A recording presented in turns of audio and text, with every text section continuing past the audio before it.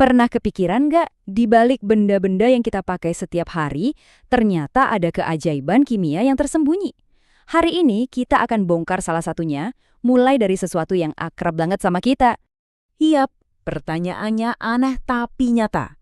Gimana ceritanya dua gas yang gampang banget kebakar, yaitu hidrogen dan oksigen, justru kalau digabung malah jadi air, zat yang kita pakai buat mademin api. Ini bukan sulap, ini adalah inti dari apa yang kita sebut senyawa kimia. Nah, ini aturan mainnya yang paling penting. Ketika unsur-unsur berikatan secara kimia, mereka itu berubah total. Mereka bukan lagi jadi diri mereka sendiri. Mereka bertransformasi, menciptakan zat baru dengan sifat yang benar-benar beda dari asalnya. Oke, ini dia agenda kita. Kita bakal mulai dengan mecahin teka-teki soal air tadi, terus kita bedah aturannya, lihat contoh-contoh di sekitar kita, dan bahkan nanti ada tantangan buat kalian. Yuk kita masuk ke bagian pertama. Mari kita lihat lebih dekat proses transformasi yang ajaib ini. Poin utamanya ada di sini. Ini bukan cuma sekedar dicampur-campur loh. Ini adalah sebuah transformasi. Unsur-unsur aslinya itu seolah meleleburkan diri dan mengorbankan identitasnya untuk jadi sesuatu yang sangat sekali baru. Dan ini dia, contoh paling klasiknya. Dua gas yang gampang meledak, hidrogen dan oksigen, malah berikatan jadi air yang stabil dan penting banget buat kehidupan. Keren kan? Terus apa sih yang sebenarnya terjadi di level yang super kecil, di level mikroskopis? Nah, semuanya ini kuncinya ada di perbedaan antara dua jenis molekul. Bedanya simpel tapi krusial banget. Kalau atom-atom penyusunnya itu sama persis, kayak oksigen atau O2, itu namanya molekul unsur. Tapi, kalau atomnya beda-beda jenis, kayak di air atau H2O, nah itu baru namanya molekul senyawa. Nih, contoh molekul unsur. Lihat kan, atomnya identik, sama persis. Selain oksigen yang kita hirup, ada juga klorin atau ozon. Sekarang bandingkan sama yang ini, molekul senyawa. Jauh lebih kompleks kan, dibangun dari berbagai jenis unsur yang berbeda dan terikat secara kimia. Nah, disinilah proses penciptaan zat-zat baru itu benar-benar terjadi. Di dunia ini ada jutaan senyawa loh. Biar nggak pusing, para ilmuwan mengelompokkannya jadi dua keluarga besar. Gampang kok bedainnya. Anggap aja begini, kalau tulang punggung utamanya itu adalah atom karbon, biasanya itu senyawa organik. Kalau bukan, ya berarti anorganik. Aturan simpel ini udah bisa bantu kita mengklasifikasikan hampir semua senyawa yang ada. Sekarang, bagian yang seru.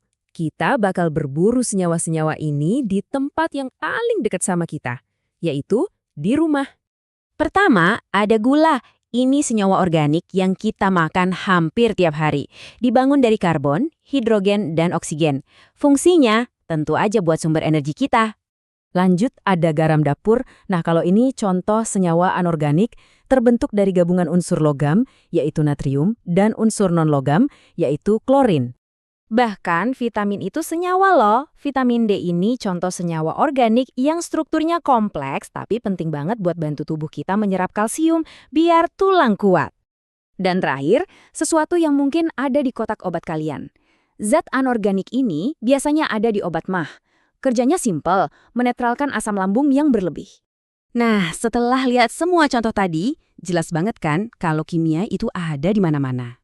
Sekarang, gimana kalau kalian yang jadi ilmuwannya? Bisa banget.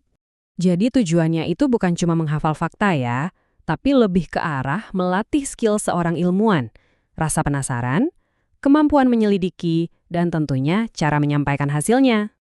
Prosesnya sederhana kok. Pertama, pilih dulu tantangannya. Bisa produk di rumah atau di sekolah. Terus, bikin pertanyaan, aku pengen tahu apa ya soal ini?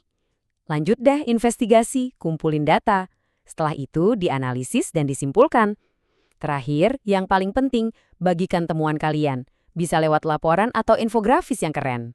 Oke, kita udah lihat gimana ikatan kimia itu bisa menciptakan zat yang benar-benar baru yang kita sebut senyawa.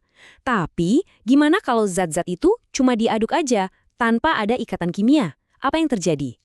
Nah, disitulah kita bakal masuk ke dunia campuran. Coba deh bayangkan kalian memasukkan gula, minyak, atau pasir ke dalam segelas air. Ini nih pertanyaan buat penutup.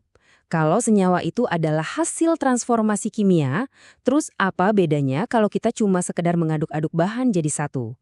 Dalam campuran, zat-zatnya cuma gabung secara fisik, tapi nggak berubah secara kimia. Nah, terus beda mendasarnya apa dong sama senyawa? Jawabannya kita bahas di lain waktu ya.